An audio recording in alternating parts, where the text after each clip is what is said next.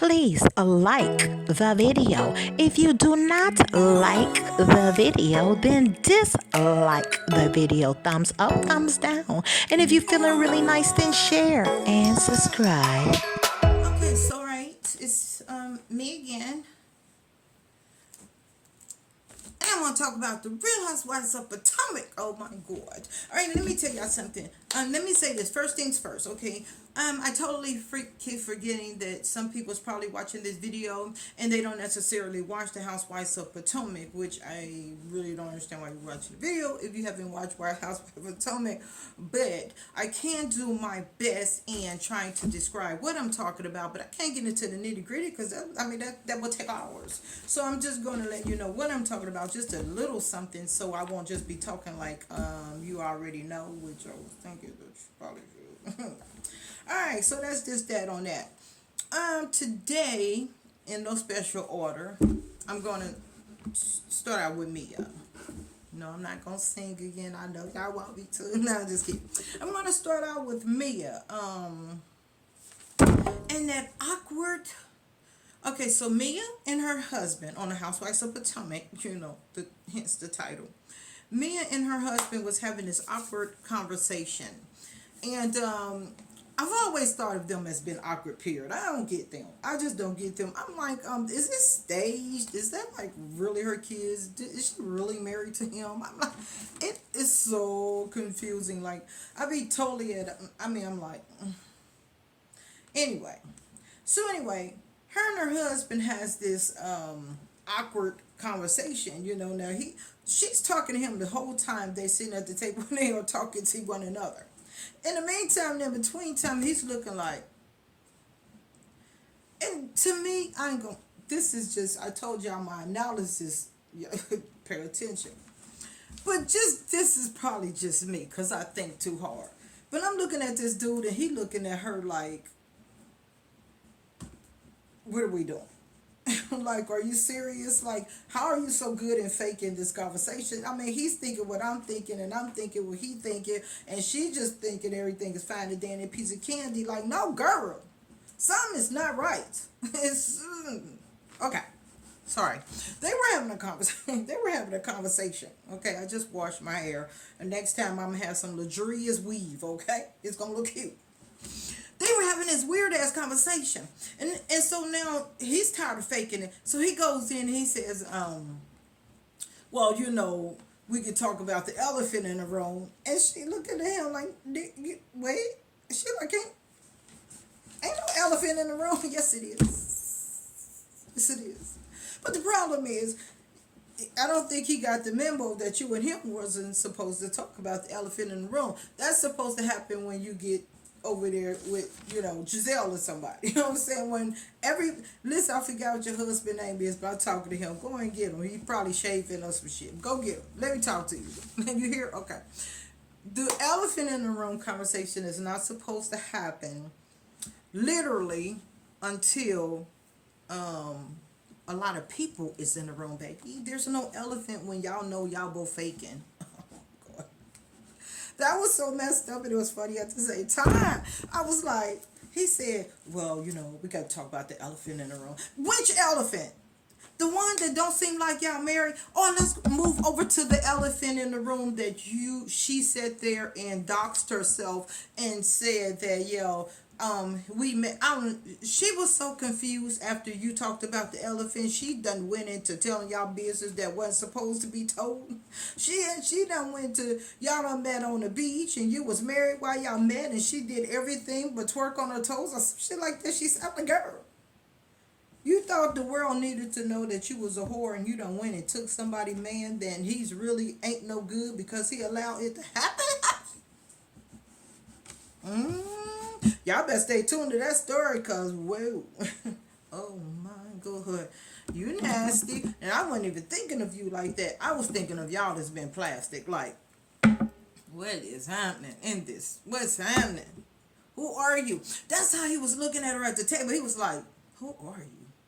Well, you know who she is. She's that goddamn stranger that you had sex with when you was married to your wife, and then you left your wife. Apparently, then you got with her, and then now she is what she is, and now you just come to realization that you just living a whole fake and fraud ass life.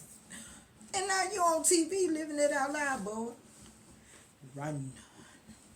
Anyway, I see I got Giselle. I really wish I'd have combed my. I should be more professional. I told y'all gonna keep getting this welfare brand until y'all support y'all girl fully. Giselle, um, girl, I know. And listen, I ain't trying to down everybody. I'm sure there's some good notes in here somewhere. I ain't seen them yet, but I promise I probably put some because the good with the good. You know what I'm saying? I just say what I see. And Giselle around here done getting paid about your mom. Speaking of this fool, he had the nerve of talking about right now here in Atlanta, is on his Sunday sermon where he should be talking about God, Jesus Christ, the Lord, and don't be having a whole bunch of babies and don't get everybody in the pulpit pray. I know I ain't allowed to say nothing because I was over here taking up for this other preacher. Anyway, so she's over here. She's on Housewives of Potomac, trying to convince people that what a good guy this dude is, and what a good father. Girl, we on episode 7. You know we seen all the seasons. Like I was there. I mean, not episode 7, season 7. And I was there from the very beginning. Matter of fact, I was there on the very beginning of every last one of them because you know I'm old and you know how y'all like talk about them old people. I need to holler at y'all about that. Hold on, let me get some. I feel like I'm hot, first of all. Because I got on this. And Georgia is doing what Georgia does. Like everybody else is probably buried in snow. And instead it's muggy as hell today. It's going up to the 80s. And I thought I was cute. And I thought it was going to be chilly. I mean, it is winter, right? Or somewhere near it. No, it's not. So anyway, I should have on a t-shirt. And I will probably put one on when I go back out. I know y'all don't care about that because we talking about the housewives. Hopefully I'll edit that out, but y'all know me, I don't be editing nothing. Okay? All right, so that was that on that. All right, so anyway, Giselle running around. That's just it. That's all I had to say. She talking about, oh, he was always present and available. Girl. We remember when you was almost. Let's talk about Ashley. Why are we talking about Giselle? Did Ashley let Giselle put a battery in her back? Yeah, because that's what seemed like happened. Ashley let Giselle put a battery in her back to even start back up with what's her name? Candice. Listen, either Giselle put a battery in Ashley's back to say, hey, you better say this, because remember they were, Bravo shady. They made sure y'all seen the part where they said, yeah, because y'all friends.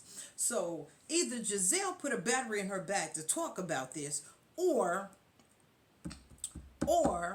them goddamn messy ass cameramen and producers. I don't know why y'all don't. I don't know how it leaked out. First of all, you already know you got cast members that sell y'all out.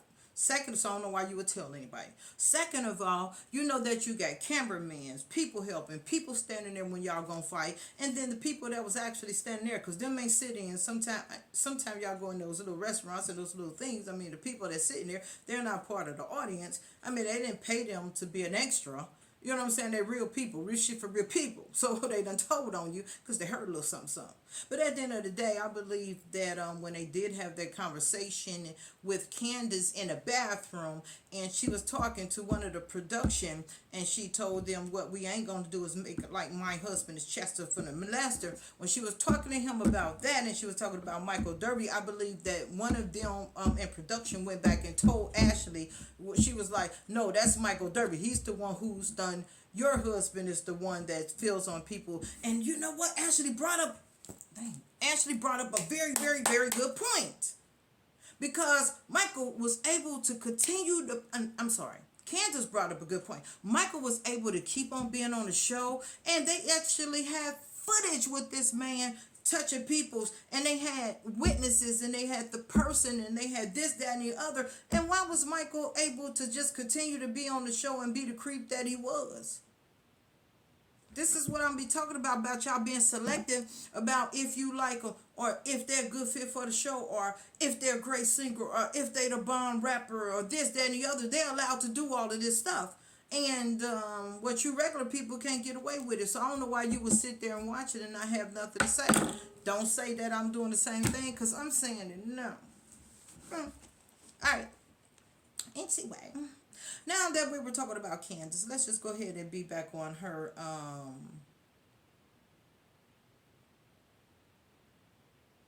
what?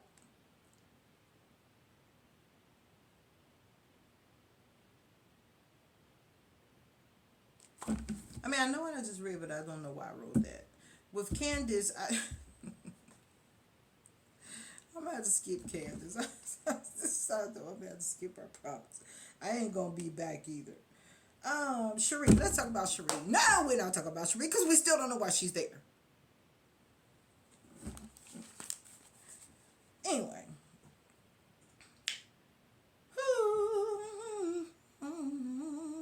Wendy. Wendy.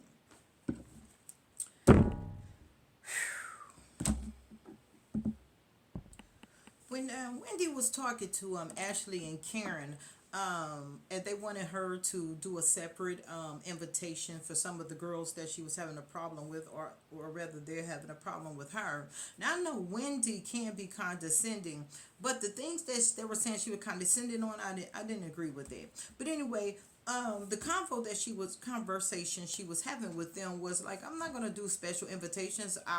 I'll put that in the regular invitation, but I'm not going all out. Did you forget the way they played me, which Robyn didn't want her to have her children at the event and different things of that nature. So she like, you remember that just happened not too long ago? So no, I'm not doing nothing extra special. I'm going to put it in the invitation. I'm going to be woman enough to invite her, unlike Robyn was with her. I'm going to be woman enough to invite her, but what I'm not going to do is send them out a special invitation because of what? Why and when. So she did send them out an invitation, and I don't think she was petty by the way she did that. I think she handled that very correctly. But what I do want to say to you, Wendy, is because you said that you were trying to pass these little kidney stones or whatever, and what I want to say, okay, disclaimer, I'm not a nurse, a doctor, none of that. Indian, okay, well, man, I was a nurse's assistant. But anyway, has nothing to do with nothing. This is not a professional advice or notation. This is just something that I just happen to know because I'm old. See? Old. Alright, you ready? Go get you some corn on the cob. Okay? This is pertaining to your kidney stuff problem that you gotta pass. Go get you some corn on the cob. You know how you have to pull the corn on the cob stuff off and it'd be a whole lot and be stringy and all that? Everything that grows from the ground is for your good health. Everything. Go get that corn on the cob. Go boil some water. Put the corn on the cob surroundings. Not the corn, not the cob. Just the things that you pulled off. It's a name for it. I don't know. Okay. But you go get that, you put that in the water, you boil that for maybe, I say you can boil it for a good, if it was me, I would boil it for maybe like 15, 17 minutes, okay? You let that cool off a little bit or maybe not. Just go ahead and strain it. Strain it very, very well. Of course, you don't want the strings and all of that to get into it. At that point, you could then drink it hot. Of course, you don't want to burn your whole insides out, but as warm as you can have it, then you go drink it, and boom, kidney stone gone. It's gonna pass. You're not even gonna know it was there. You're welcome. All right. Who else? Who else? Who else? Who else? Robyn. Damn, why I got to talk about her? And I like Robyn. I liked her. But the bigger her money get, the bigger her ego is getting, and the bigger her attitude is getting. And to me, it's like she want to get back at everybody when she was the bottom of the toilet bowl. Cause girl, you were like the bum on the show that everybody like. No, she's good. Let her in. You couldn't dress. You couldn't do nothing. Your hair was a hot mess.com. Now you back to being beautiful. You got your money up and everything else, and it's okay. But at the end of the day, girl, that attitude's going up with it, and it's just. Bring it back down a notch, just a little bit. Something's clearly going on with you. Listen. This is what I think is going on with you. My mouth hurts so bad. That's why when I turn this way and y'all see me look, see I turn this way, it looks this way. If I turn this way, y'all see that it droops a little. That's because I know I've been saying this for a long time, and I ain't did nothing about it yet. Okay. Anyway, it's the mouth. Um, I think something's going on with Robyn. And I think what's going on with Robyn is the fact that she's aware of, she feeling guilty. Like, should I do this? And she's seeking advice all in the wrong places. Now, I know she kind of went to the professional lady or whatever it is, and she was looking at her like she was crazy, so she want help. So you got to come, listen, you got to come to somebody like me. Okay? Now, I know I'm charged for this. Hold up. Hold up. Hold up. Hold up. Roll back. All right. Now, I know I'm charged for this, but this is it's free. Anyway, girl, you're feeling guilty. You're feeling smart. See, can I give y'all a little quick story? Sidebar. See, I was very, very young when I bought my first house.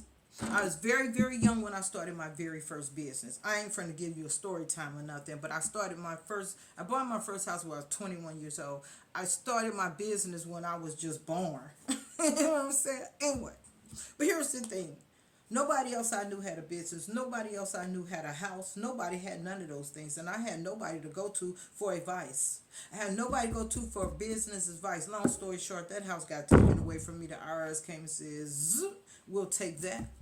They Red Fox my ace, okay? And that's because I was making so much money. Who knew that the bank will snitch on you? Like, I'm putting $10,000 in the bank. They like, no.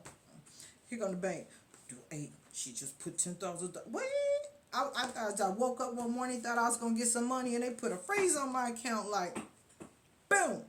Okay, so I get it that you really don't have, well, no, that's some bullshit. You do got people you could go to. But to me, you going to the wrong people. And sad as it is, that you should be able to go to your girl, Giselle. Okay, anyway, I'm getting off all the subject.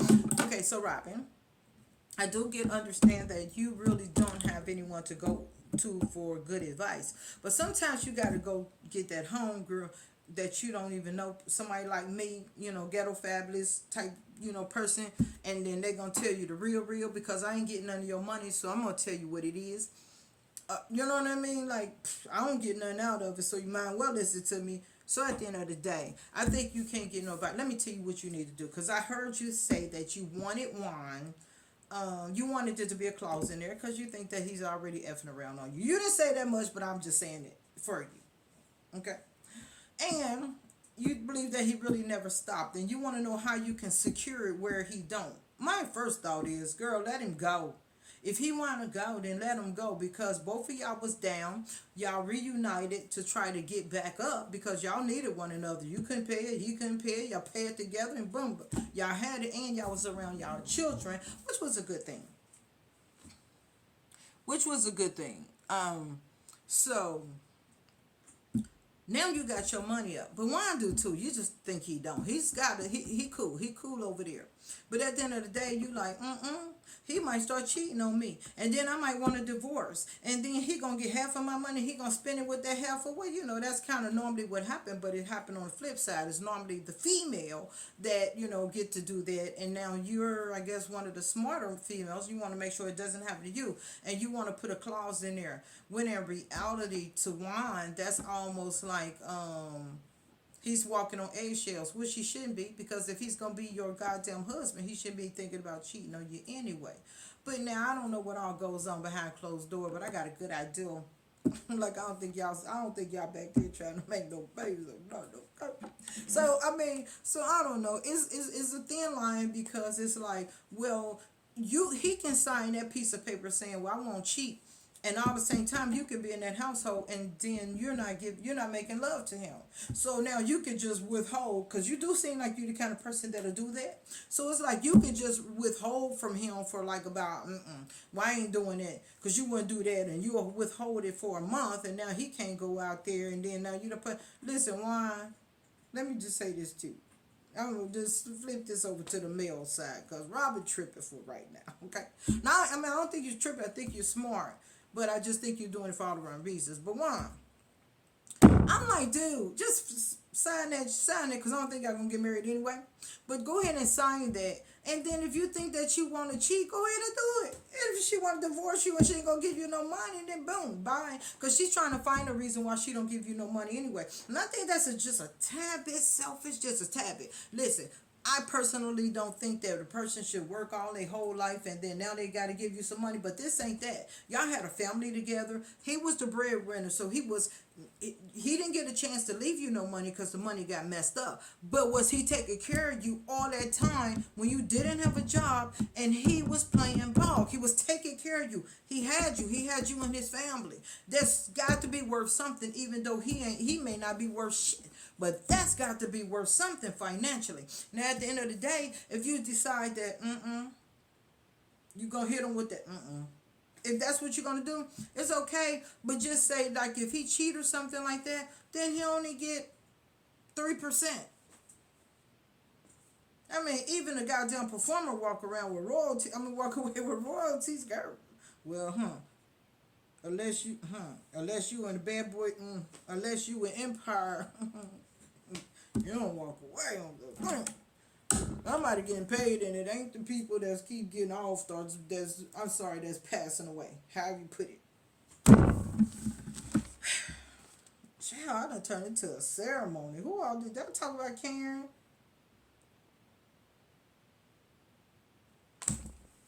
Karen was the grand dame this episode. She really was. You better be the grand dame, girl. You better not have that damn name and you thought you wasn't going to do nothing. I know what you're doing again. I know what you did last summer. You was very, very quiet when y'all was in them debt. When y'all was a deep in debt, you was sitting around like, just agreeing with people. You had much to say. Well, I don't know why nobody's noticing that you're doing that again. My hair is so annoying. Oh, let me see something. Booyah. I should have did this from the beginning. Child, I washed my hair and I'm just letting y'all see that this is what I did. So then y'all won't come back on the video be like something's different. Alright. So you're quiet again. I don't like it.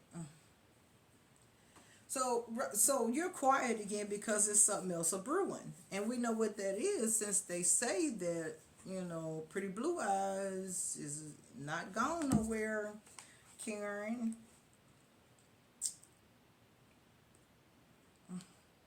I think I'm done. I should be in there abruptly. Okay. See, but that's y'all fault because if it was live, then it'll be a different story because it's easy for me to come on here and say what I got to say and bounce because that's what I do in real life. Right now, I'm fixing to grab my purse, I'm fixing to leave out the door, and I'm on to something else. But I had a little time. I'll come back and try to throw some edits in here.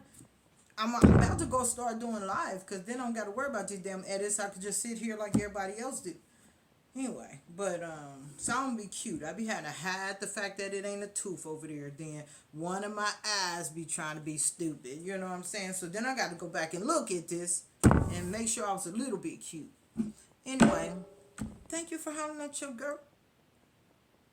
And please stay tuned for my next episode of the Real Housewives of Potomac. Thank you.